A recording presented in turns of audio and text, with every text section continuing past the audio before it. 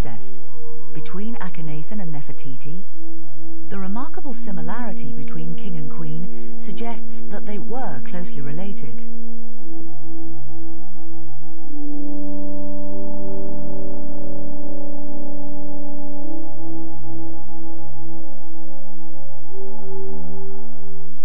Nefertiti would not have been the first Egyptian princess to have married her brother or half-brother.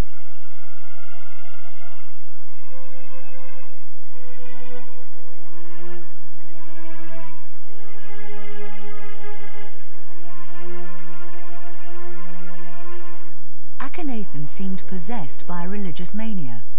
He was determined by any means to achieve the worship of his one god. To this end, he even changed his name from Amenophis to Akhenaten, the luminous emanation of the Aten. This is how he wanted the world to worship him.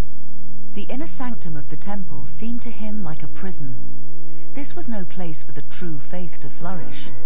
Akhenaten's decision was irrevocable. Amun's time was up. His temples were closed. In Thebes, a new beginning was impossible. Far away from the sites of the old gods, Akhenaten searched for a place of worship worthy of the new deity. Downriver on the banks of the Nile, in the center of his empire, he found it, a place which now bears the name Amarna. Released from the shackles of the past, the royal couple now intended to realize their vision. This was to be the site of the holy city of the god Aten.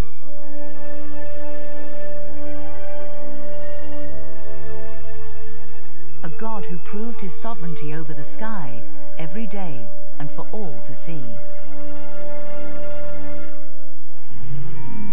The site of the new capital was bleak and uninhabited, but ideal for Akhenaten's plans.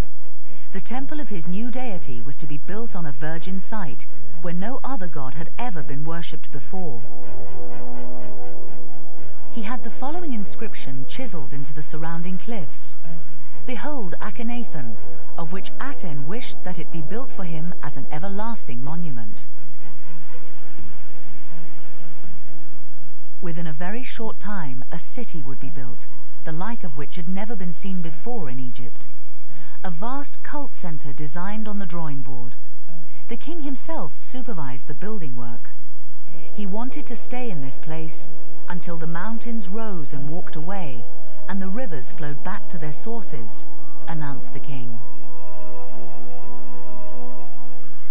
The city might once have looked like this simulation, which has been reconstructed from the data of decades of excavations. The pharaoh dedicated the largest building to his god. The temple was bathed in the glowing light of the sun. Many hundreds of sacrificial altars were built in the open air. With his rays, he suffuses the land, and everything comes to life. He, the very sight of whom enraptures my eyes each day, when he rises in the Aten temple of Akhenaten. Were these the words of a madman?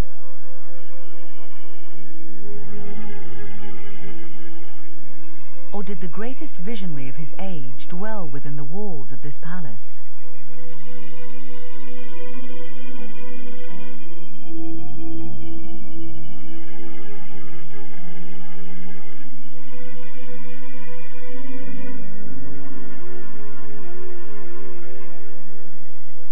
The splendor of the throne room was dazzling. From here, Akhenaten intended to proclaim his faith to the one God in the world.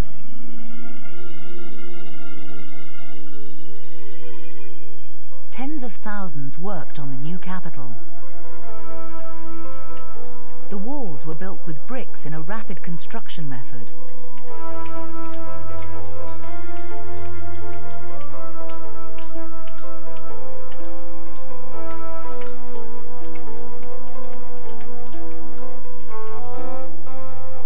The foundations, made from millions of stones, had to be transported from all over the country. The quarries were never unused. Arrogant and vain, Akhenaten and Nefertiti reigned supreme over their people in the city of the sun. They had realized their dream and looked forward to a glorious future.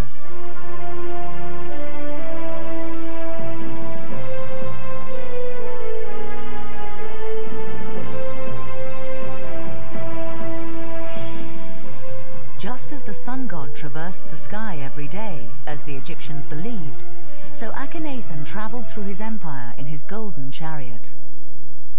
Portrayals in the tombs of Akhenaten showed clearly that the king felt himself to be the equal of his god.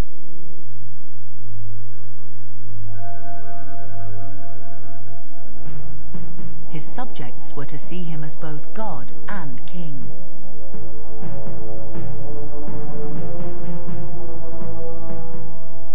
The excursions of the royal family resembled processions of the gods. On the walls of the tombs, there was not a single scene in which the royal couple was not prominent.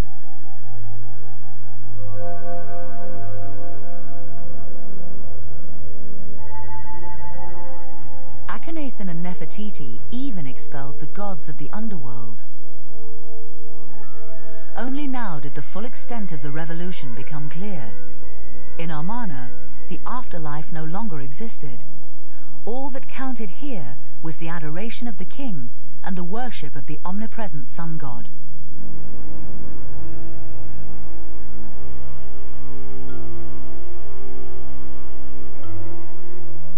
In return, the pharaoh was generous to the living. Those who served him loyally were richly rewarded. The royal couple showered their followers with gifts. Did they buy the loyalty of their subjects, or was it true faith that inspired the people to serve the new god?